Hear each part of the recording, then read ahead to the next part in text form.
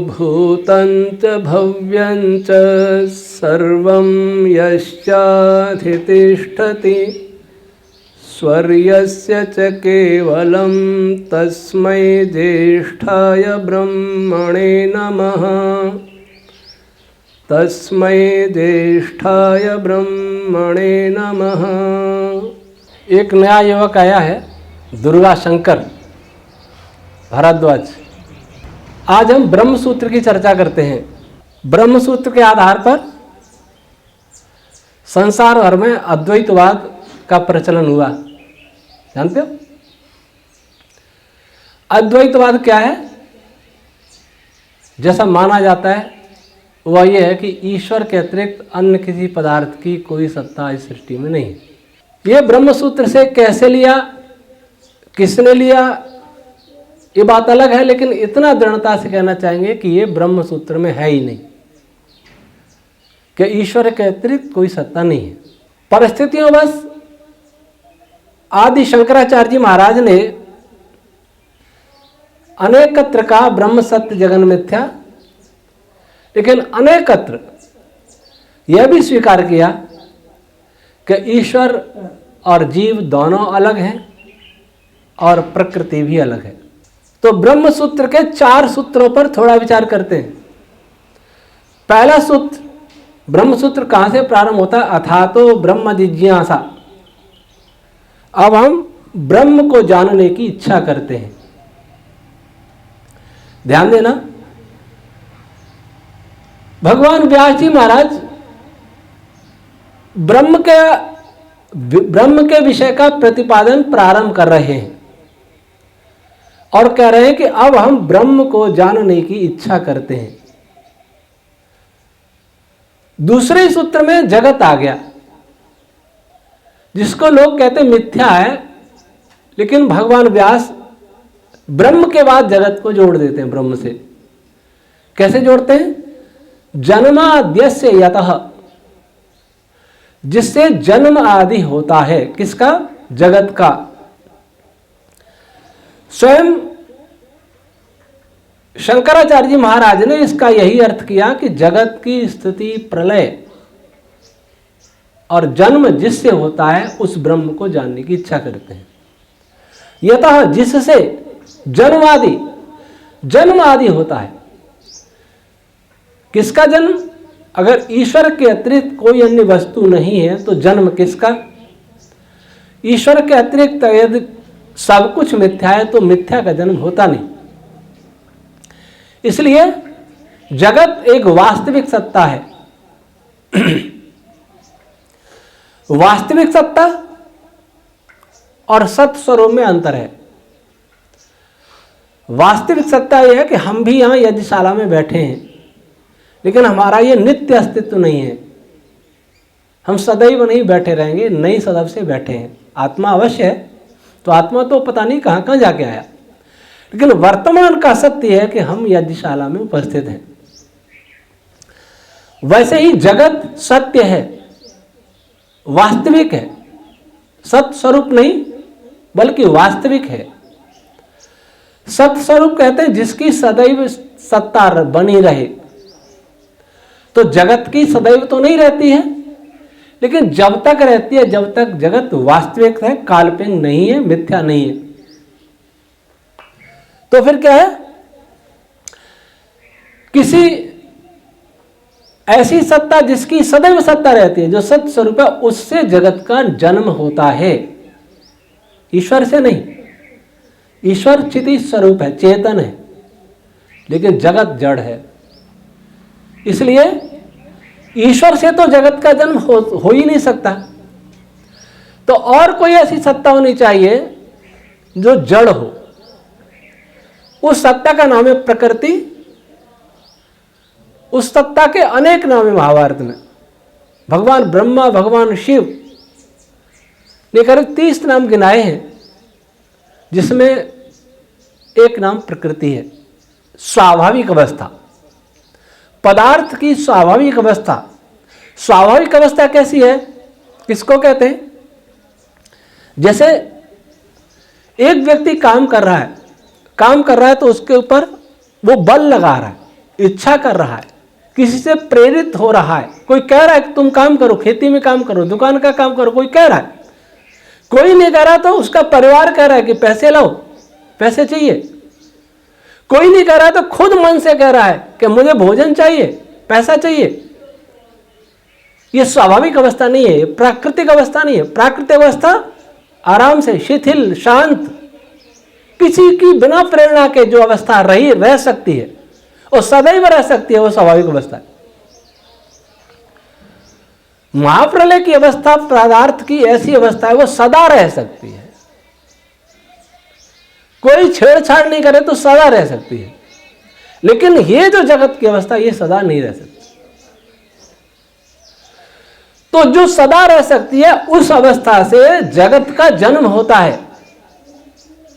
जगत शब्द का अर्थ है सदैव गतिशील रहता है, चलता रहता है, कभी रुकता नहीं। इस सृष्टि में कोई भी पदार्थ ऐसा नहीं है जो चलता नहीं। जो चलता नहीं है वह पदार्थ नित्य है, वह पदार्थ अविनाशी है, अजन्मा है। लेकिन जो चलता है वह न तो अजन्मा है और न अविनाशी है। तो जगत का जिससे जन्म होता है, किससे? ब्रह्म से। ब्रह्म से अर्थात ब्रह्म उपादान कारण नहीं जगत का, ब्रह्म निमित्त कारण। फिर जगत की बात क्यों कर रहे हैं महर्षि व्यास? महर्षि व्यास इसलिए जगत की बात कर रहे हैं कि जगत को जाने बिना ब्रह्म को नहीं जाना जा सकता। जब ब्रह्म की जानने की इच्छा की बात कर चुके तो जगत को बीच में लाए क्यों भगवान व्यास? क्यों लाए? क्या जरूरत थी? मैं बात करूं भौतिक विज्ञान पढ़ाने की, फिर उसमें इतिहास की बात छेड़ दूं, इसका मतलब मैं गलत हूं।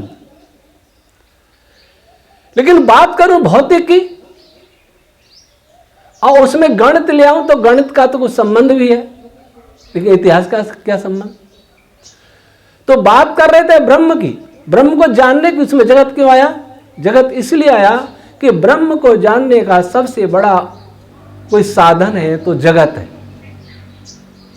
इसलिए वेद ने क्या कहा? विष्णु कर्माणि पश्यत, विष्णु के कर्मों को देखो। विष्णु वो चार भुजाधारी विष्णु नहीं, सहस्र भुजाधारी, असंख्य भुजाधारी, अर्थात जिसकी कोई भुजा नहीं है लेकिन शक्ति रूपी भुजा सब जगह है, निराकार परब्रह्म परमात्मा। तो ब्रह्म को जानने की इच्छा करने के लिए जगत का जन्म, स्थिति और प्रलय को जानना अनिवार्य है। क्यों अनिवार्य है? मान लीजिए तुम्हें इच्छा हो रही है कि ये आदमी मरा है कि जीवित है, देखूं कोई दूर सोया हुआ है, तो क्या देखोगे? जीवात्मा आता जाता थोड़ी देखेगा। उसका शल्य क्रिया करके भी जीवात्मा तो मिलेगा नहीं। तो जीवात्मा का कैसी पहचान करोगे? शरीर से पहचान करोगे। श्वास ले रहा है कि नहीं, हाथ पैर हिल रहे हैं कि नहीं, हृदय धड़क रही है कि नहीं, ये सब है तो इसका अर्थ इसमें जीवात्मा है। तो जीवात्मा को जानने के लिए किसको जाना? शरीर को जाना। जीवात्मा को जानने के लिए किसको जाना? शरीर को।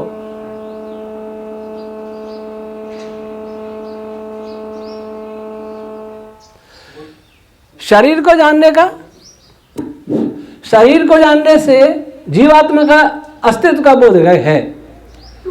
तो पहले ब्रह्म को जाने कि वो है भी कि नहीं है, यह जानने के लिए जगत को देखें। जगत में प्रत्येक पदार्थ का कैसे जन्म हो रहा है, कैसे उसकी स्थिति है और कैसे उसकी मृत्यु हो रही। हर क्षण तीनों चीज हो रही। हमारे शरीर में भी रोटी खाई, अभी रोटी की स्थिति है लार मिक्स होकर के स्टार्च की लार से क्रिया होगी, आमाशय में जाएगा, अब रोटी नहीं रहेगी, कुछ और हो जाएगा। ग्रहणी में जाके कुछ और हो जाएगा, छोटी आंत में जाके कुछ और हो जाएगा, बड़ी में जाके कुछ और हो जाएगा। ये स्थिति, ये गति चल रही, परिवर्तन हो रहा है। परिवर्तन का नाम इस जगत है। तो सृष्टि में हो रहे विभिन्न परिवर्तनों को देखो, सृष्टि में हो रही विभिन्न जन्म स्थिति प्रलय की क्रियाओं को देखो। परमाणु, अणु, बड़े बड़े लोकांतर मिलके बन रहे हैं, टूट रहे हैं, बन रहे हैं, टूट रहे हैं, गति कर रहे हैं, ये सब जगह हो रहा है। इसका नाम है जगत। तो ब्रह्म को जानने की इच्छा करते हैं, इस जानने के लिए पहला साधन बताया जगत। तो कुछ लोग क्या सोचते हैं कि जगत मिथ्या है, इसलिए जगत से दूर हो जाने से ब्रह्म प्राप्त हो जाएगा। जगत को दूर हो जाने से ब्रह्म प्राप्त हो जाता, मोक्ष हो जाता, तो परमात्मा जगत की रचना ही नहीं करता, जीवात्मा को शरीर देता ही नहीं, वो तो मोक्ष में ही था, पर वो मोक्ष में नहीं था। वो ऐसी अवस्था में था जैसे पागल की नजर में कोई दुनिया है ही नहीं, वो दुनिया से कटा हुआ रहता है, अपने में मस्त रहता है। वैसे मोक्ष वाला भी रहता है, योगी भी रहता है, लेकिन दोनों में अंतर है। योगी और मोक्ष वाला ज्ञान की अवस्था में रहता है और पागल अज्ञान की अवस्था में रहता है। तो दुनिया से अलग हो जाने का नाम मोक्ष नहीं है। दुनिया से अलग होकर के ब्रह्म को नहीं प्राप्त किया जा सकता। दुनिया में रहते हुए भी दुनिया में न रहो, ऐसे ब्रह्म प्राप्त किया जा सकता। अनासक्त योग, निष्काम योग। कैसा निष्काम? ईशावास्यम इदम सर्वम यत् किंच जगत्याम जगत। सब कुछ ईश्वर का है, उसका उपभोग करें पर त्याग पूर्वक, उसका ही माने, उसका ही जाने और तदनुसार ही व्यवहार करें। पुस्तकालय से पुस्तक ला करके पुस्तकालय की समझ के व्यवहार करें तो संभाल के रखेंगे, समय पर वापस देंगे, और उसे अपनी मान ले तो मनमानी करने लग जाएंगे, ये तो मेरी है। इसलिए जगत है लेकिन क्षण भंगुर है, चलायमान है, हर पदार्थ चलता है, देश की दृष्टि से भी चलता है, काल की दृष्टि से भी चलता है। देश की दृष्टि से क्या है? अभी हम सोच रहे हैं कि हम बैठे, लेकिन हमारे साथ कितनी गतियां जुड़ी हुई मालूम? पृथ्वी घूम रही है 1600 किलोमीटर प्रति घंटे की गति से अपने अक्ष पर, तो 1600 किलोमीटर प्रति घंटा तो हम ऐसे घूम रहे हैं। अब पृथ्वी घूमती है सूर्य के चारों ओर 1 लाख किलोमीटर प्रति घंटे की गति से, तो हम कैसे घूम रहे हैं? 1600 ऐसे घूमेंगे और 1 लाख किलोमीटर की गति से ऐसे घूमेंगे।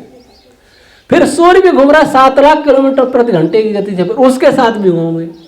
3 गति तो हम जानते हैं, 1600 किलोमीटर प्रति घंटा, 1 लाख किलोमीटर प्रति घंटा और 7 लाख किलोमीटर प्रति घंटा। और आकाश गंगा भी किसी के चारों ओर घूम रही है, वो गति और तेज होगी। ये तो हुई देश की दृष्टि से दूरी, देश की दृष्टि से गति, एक काल की दृष्टि से गति। शिशु जन्म लेता है, बालक होता है, किशोर होता है, युवा होता है, वृद्ध अधेड़ होता है, बूढ़ा हो जाता है, मर जाता है। ये काल की दृष्टि से गति। तो दोनों की दृष्टि से जो गति होती है, जिसमें गति होती है, उसका नाम है जगत। और दोनों ही गति ईश्वर और प्रकृति दोनों में नहीं होती, जीवात्मा होती है। काल की दृष्टि से नहीं होती, देश की दृष्टि से होती रहती है, क्योंकि वो एक देशी है। तो जो लोग ये सोचते हैं कि ब्रह्म से अलग हट करके, घरवार छोड़ करके, सब कुछ छोड़ करके ब्रह्म मिल जाएगा, यदि ऐसा होता तो न तो भगवान कृष्ण को घर बसाने की जरूरत रहती, न युद्ध करने की जरूरत होती, न महाभारत का नेतृत्व करने की आवश्यकता होती, और न भगवान राम को होती। क्यों पहुंचे वहां रावण से लड़ने के लिए? वो भी कहते हैं ब्रह्म सत्य जगन मिथ्या, राम रावण क्या है, सब ब्रह्म ही तो है। ऋषि दयानंद से यही कहा कि क्या समाज सुधार की बातें करते हो, क्या उपकार, लोक उपकार की बात करते हैं आप?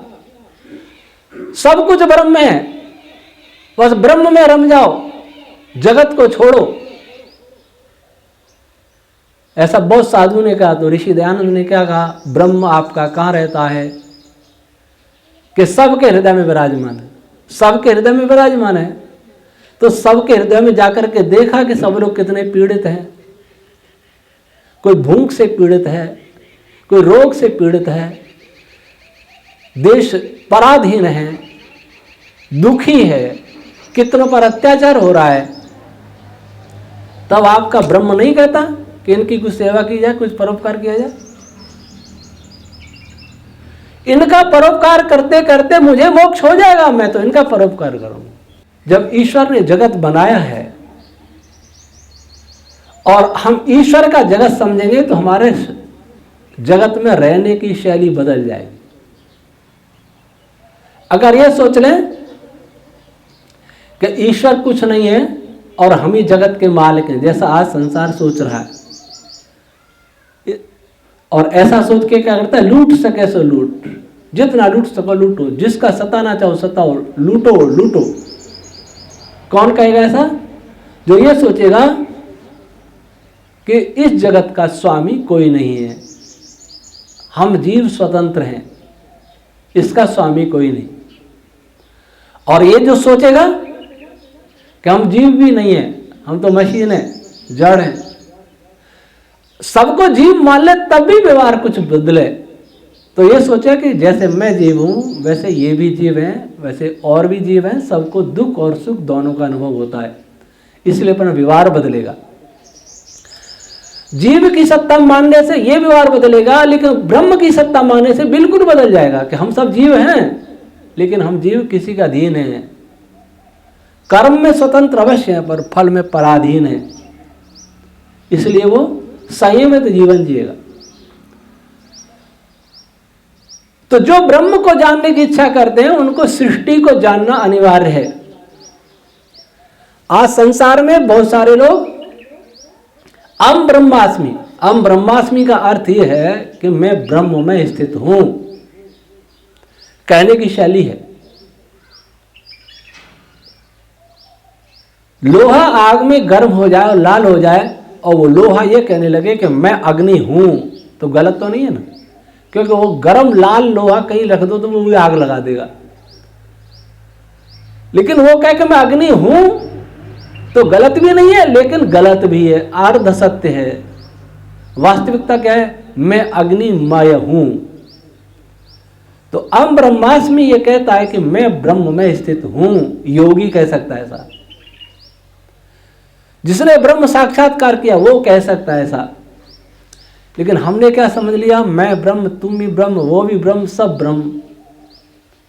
सब ब्रह्म होते तो हमें सत्संग करने की आवश्यकता क्या, उपासना करने की जरूरत क्या है, परोपकार करने की आवश्यकता क्या है, पढ़ने लिखने की आवश्यकता क्या है, क्योंकि हम तो सब ब्रह्म हैं। तो फिर क्या कहते हैं, ये ब्रह्म है। जब अविद्याग्रस्त हो जाता है तो अपने को ब्रह्मवश जीव समझ लेता है, ऐसे कहते हैं। तो ब्रह्म किसको हो गया? अविद्या किस पर हावी हो गई? ब्रह्म पर। जब ही तो जीव समझ ले उसने अपने को।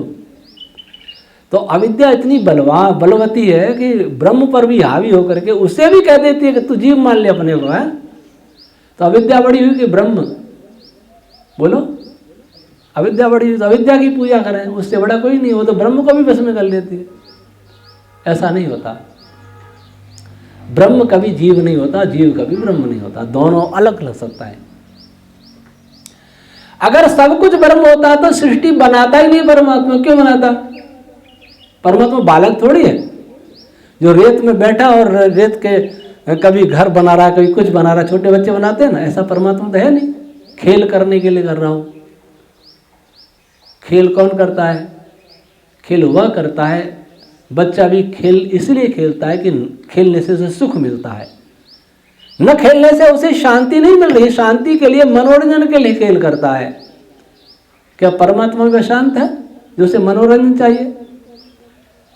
तो जगत उसने मनोरंजन के लिए नहीं बनाया, लीला के लिए नहीं बनाया, लीलावश बनाया। लीला अर्थात सरलता से बना दिया, खेल खेल में बना दिया, लेकिन खेल नहीं है। खेल खेल में बनाया। वह खेल खेल का अर्थ क्या है? कोई कार्य हो कहे ये तो मेरा बाएं हाथ का खेल है, इसका क्या अर्थ हुआ? आराम से कर लेता है, बिना किसी की सहायता कर लेता है। ऐसे बनाया ईश्वर ने, किसी और के लिए बनाया, अपने लिए नहीं। किसी और के लिए कौन है ऐसा जिसके लिए बनाएगा? सूर्य किसके लिए बनाया? किसके लिए हो सकता? सोचो, परमात्मा की तो आंखें नहीं, वो तो वैसे ही देखता है, उसको जरूरत भी नहीं कुछ देखने की, जिसको देखना है उसमें वो बैठा हुआ है। तो किसके लिए बनाया सूर्य? किसी और के लिए बनाया। कौन? और जो चेतन होगा। जड़ के लिए तो बनाएगा नहीं। सूर्य पृथ्वी के लिए नहीं बनाया, पृथ्वी सूर्य के लिए नहीं बनाया, और नीम पीपल के लिए बनाया, पीपल नीम के लिए नहीं बनाया, नदी समुद्र के लिए नहीं बनाई, बादल नदियों के लिए नहीं बनाए, किसी और के लिए बनाए। जिसके लिए बनाए वह भी चेतन है ईश्वर की तरह, ताकि उसका उपयोग कर सके, ताकि उससे सुखी रह सके। और चेतन होगा वो कैसा होगा? वो चेतन भी ऐसा होगा, वो चेतन ऐसा होगा कि है तो चेतन और ज्ञानी, लेकिन पूर्ण नहीं होगा। पूर्ण हुआ तो उसके लिए जरूरत ही नहीं बनाने की। पूर्ण तो केवल ईश्वर है। इसलिए एक ऐसा चेतन और है जो पूर्ण भी नहीं है, सर्वव्यापक भी नहीं है, सर्वशक्तिमान भी नहीं है, सर्वज्ञ भी नहीं है, लेकिन चेतन है, ज्ञान वाला है, एक देश में रहने वाला है, अल्प शक्ति वाला है। शक्ति अवश्य उसमें, चेतन में शक्ति होती है, जड़ में कोई शक्ति नहीं होती। जो जड़ में शक्ति है, एनर्जी है, वो सारी चेतन परमात्मा की है। तो उस सत्ता का नाम है जीव। जो चेतन है, ज्ञान वाला है, पर अल्प, एक देशी है और अल्प शक्ति वाला है, पर है शक्ति वाला। शक्ति नहीं हो, ज्ञान नहीं हो, चेतन नहीं हो, तो वो उपयोगी कैसे करेगा? फिर वो ईश्वर की बनाई सृष्टि बेकार हो जाएगी। तो सत्ता कितनी हुई? 3। ईश्वर बनाने वाला, सबका अध्यक्ष, जीव सबका उपभोग करने वाला, और जिससे बनाया जो पदार्थ मटेरियल, उसका नाम प्रकृति, माया कह दो। 3 अनादि हैं, 3 अनंत हैं। ईश्वर अलग, ब्रह्म अलग, परब्रह्म अलग, ये सब काल्पनिक बात है। अब अगला सूत्र क्या दिया? शास्त्र योनित्वात्।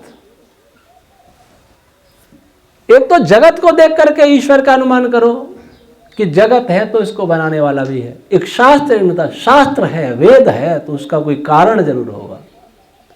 ज्ञान का भी कोई कारण होगा, ज्ञान अपने आप पैदा नहीं होता। शास्त्र, शास्त्र की योनि है, शास्त्र का कारण है ब्रह्म। तो शास्त्र को देखने से भी ईश्वर के अस्तित्व का बोध होता है, जगत को देखने से भी ईश्वर के अस्तित्व का बोध होता है। फिर अगला सूत्र कह दिया तत्तु समन्वयात्। शास्त्र से कैसे मालूम पड़ेगा? जगत से तो मालूम पड़ेगा। पेड़ को बनाते किसी ने देखा नहीं, इसलिए ईश्वर ही बनाता है। सूर्य को बनाते हुए किसी ने देखा नहीं, तो ईश्वर ही बनाता है। लेकिन शास्त्र तो कोई भी लिख सकता है। जैसा लोग कहते हैं शास्त्र ऋषियों ने लिखे, बहुत सारे लोग यही कहते हैं। हम लोग छोड़ करके जो आर्य समाजी हैं, सनातन हैं, वो कहते हैं कि वेद ईश्वर की वाणी है। बाकी तो सब कहते हैं ऋषियों की वाणी है, और कुछ और भी कुछ कई बातें कहते हैं। तो इसके लिए सूत्र दिया उन्होंने तत्व समन्वयात्। वह तो समन्वय से, जैसा शास्त्र में है, वेद में है, वैसा ही जगत में है। इसलिए ऐसा लगता है कि दोनों का बनाने वाला एक है। जो प्रयोग में है और जो सिद्धांत में है, इसका अर्थ प्रयोग करने वाला, सिद्धांत बनाने वाला, दोनों एक हैं। ये तर्क दिया ऋषि ने। तो महर्षि व्यास जी ने, इसका अर्थ क्या हुआ कि महर्षि व्यास जी संपूर्ण वेद को पूरी तरह समझते थे, संपूर्ण वेद के जाता थे और संपूर्ण सृष्टि के भी जाता थे। दोनों की तुलना कर ले। कोई कहे गाय और भैंस एक जैसी हैं, तो कौन कहेगा? जिसने गाय और भैंस दोनों ही देखी हो, दोनों ही दूध देती है, दोनों की 4 टांग होती है, दोनों का ये लगभग आकार प्रकार होता है। कुछ अंतर बता देगा, वो काली होती है, वो ये अंतर भी बता देगा, लेकिन बताएगा कौन? जिसने दोनों को अलग अलग देखा हो। तो जिसने सृष्टि को पूरी तरह से नहीं जाना हो और वेद को पूरी तरह से नहीं जाना, वो ये कह ही नहीं सकता कि दोनों का समन्वय है। तो महर्षि व्यास कितने बड़े विद्वान थे, कितने बड़े, अपन भूतल पर उस समय के सबसे बड़े ऋषि माने जाते थे। 4 सूत्रों से क्या समझे कि ब्रह्म को जानने के लिए प्राप्त करना अलग बात है, पहले जानने के लिए भी साक्षात करना, फिर इस जान के ही साक्षात्कार होगा, और दूसरा साक्षात करके ही जाना जाएगा। पहले अनुमान से जाना जाएगा, फिर प्रत्यक्ष जाना जाएगा। प्रत्यक्ष मतलब साक्षात जाना जाएगा। जगत का ज्ञान आवश्यक है, वेद का ज्ञान आवश्यक है, लेकिन आज दुनिया में ऐसे योगी हो गए जो ना वेद का ज्ञान आवश्यक समझते, ना जगत का ज्ञान आवश्यक समझते, फिर भी आंख बंद करके योगी। सिर पे हाथ रखने से समाधि, पीठ पर हाथ रखने से समाधि, नाम जपने से समाधि, है ना। वो ऋषियों को बिल्कुल नहीं समझते। लोग कहते हैं हमें सृष्टि विज्ञान, सृष्टि विज्ञान। कल एक कह रहे थे प्रोफेसर के, आपने निरुक्त का भाष्य कहां तक कर लिया? मैंने कहा 12वां अध्याय चल रहा है, 21वां खंड हुआ। तो बोले उसमें भी कुछ विज्ञान निकला क्या? मैं क्या निकला? विज्ञान ही तो है सब। हम लोग क्या सोचते हैं, वेद में साहित्य है, कथा कहानी अलंकार, बस साहित्य कोई विषय नहीं होता, साहित्य साधन होता है। गद्य के द्वारा, पद्य के द्वारा किसी बात को समझाना, चाहे वो अध्यात्म की बात हो चाहे विज्ञान की बात हो। अब कोई ये कहेगा इसके अलावा भी बहुत विषय होते हैं, इतिहास है, भूगोल है, राजनीति शास्त्र है, समाज शास्त्र, हाँ होते हैं। इन विषयों को जब ही जाना जा सकता है जब अध्यात्म और पदार्थ विज्ञान, आध्यात्मिक विज्ञान और पदार्थ विज्ञान दोनों को जो समझता हो, वही अच्छी राजनीति कर सकता है, वही अच्छी समाजशास्त्री हो सकता है, वही अच्छा शास्त्री हो सकता है, वही संसार में जीने का सही रास्ता बता सकता है। कौन? दोनों विज्ञानों में पारंगत हो। तो संपूर्ण वेद विज्ञान को बतलाता है। इसी को भगवान मनु ने कहा, वेदो अखिलो धर्म मूलम। संपूर्ण वेद धर्म का मूल है, और धर्म ही विज्ञान को कहते हैं। धर्म इतिहास का नाम नहीं है, धर्म समाज का नाम नहीं, धर्म विज्ञान का नाम, जिससे लोक को धारण किया जाता है, जिन नियमों से लोक को धारण किया जाता है, वे नियम चेतन के भी होते हैं, जड़ के भी होते हैं। तो जो ये कहते हैं कि सृष्टि को जानने की कोई आवश्यकता नहीं है, ईश्वर का ज्ञान करने से वैसे ही समाधि लग जाएगी, वे स्वयं भी मूर्ख हैं, दूसरों को भी मूर्खता में ले जा रहे हैं। और जो ये कहते हैं कि वेद के बिना ही ईश्वर प्राप्त हो जाएगा, कोई आवश्यकता नहीं ज्ञान की, वे भी स्वयं मूर्ख हैं, दूसरों को मूर्खता में ले जा रहे हैं। योग दर्शन पढ़ना बहुत अच्छी बात है, सांख्य दर्शन पढ़ना बहुत अच्छी बात है, लेकिन ये दोनों ही परतः प्रमाण है। सभी आर्ष ग्रंथ वेद पर आश्रित हैं। वेद एक धागा है और सभी आर्ष ग्रंथ अर्थात ऋषियों के बनाए हुए ग्रंथ, सामान्य मनुष्यों के नहीं, मोती हैं। धागे से मोती निकल जाएंगे, बिखर जाएंगे, माला टूट जाएगी। इसलिए धागे से मोती निकालने का प्रयास नहीं करना चाहिए, यह प्रयास करना अपराध है। जान करके किया गया तो अपराध है, अनजाने में किया गया तो अपराध नहीं कर सकते, पर उसके लिए प्रायश्चित है। फिर अनजाने में भूल करता है, उसके लिए प्रायश्चित का विधान किया भगवान शिव ने महाभारत में, लेकिन कोई प्रायश्चित भी नहीं, मानने के लिए तैयार भी नहीं। यह ब्रह्म की प्राप्ति घर पर भी रह के हो सकती है, कहीं और जगह हो सकती है। जो तुमने सुना कि गुरु बिना नहीं होता, पर गुरु ऐसा कोई नहीं होता, कान में मंत्र पढ़ने से कोई गुरु नहीं बन जाता। गुरु होता है ज्ञान देता है, शिक्षा देता है। अगर अपने आप पढ़ सकते हो तो पुस्तक ही गुरु है, मेरा कोई गुरु नहीं। अगर होता तो शायद में और अच्छा होता, बहुत अच्छा होता। कोई ऐसा मिला ही नहीं जिससे शंका समाधान हुए हो। सबको देखा, सबको परखा, तो पुस्तकों के गुरु बनाए, ऋषि दयानंद को गुरु बनाया, सारे ऋषियों को गुरु बनाया, ईश्वर को गुरु बनाया। तो अब यह बात निश्चित कर लो कि तीन सत्ताएं, ईश्वर, जीव और प्रकृति, तीनों को पृथक पृथक समझना है, तभी जीवन का हर व्यवहार चलेगा, अन्यथा नहीं चल पाएगा। और तीनों को समझने के लिए पदार्थ विज्ञान, आध्यात्मिक विज्ञान, दोनों का ज्ञान आवश्यक है। ऐसा नहीं कि इनको नहीं जानेंगे तो जी नहीं पाएंगे, जी पाएंगे, बड़ी सिद्धियों को भी प्राप्त कर लेंगे।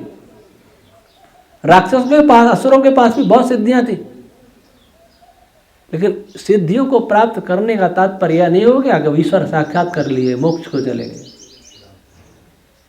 हमारे मत में सिद्धियों को प्राप्त करना प्राण विद्या का परिणाम है, प्राण विद्या का फल है।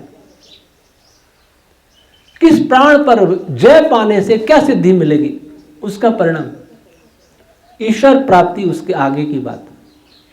जो यही रुक गए, इसी प्रश्न में लगे, वो असुर हो जाएंगे, अपनी प्रसिद्धि के लिए करते रहेंगे। जरूर नहीं असुर हो जाए, हो सकते हैं। असुर किसको कहते हैं? जो अपने ही प्राण पोषण में तत्पर रहता है। इसलिए यह विषय इतना ही कि ब्रह्म को जाने, जानने के लिए जगत को जाने, वेद को जाने, इसके लिए अवश्य ही पढ़ना होगा, पुरुषार्थ करना होगा, और जगत को जानने के बाद जगत का उपकार भी करना होगा, परोपकार। परोपकार्थम इदम शरीरम, यह शरीर परोपकार के लिए। जैसे ईश्वर परोपकार के लिए सृष्टि रचता है, तो हमसे भी अपेक्षा करता है कि हम उसके बनाए हुए शरीर से हम भी दूसरों का उपकार करें। मुझे आशा है कि आप सभी लोग इस पर विचारेंगे। बहुत भ्रांतियां चल रही हैं, अध्यात्म ग्रंथ, बहुत भ्रांतियां चल रही हैं।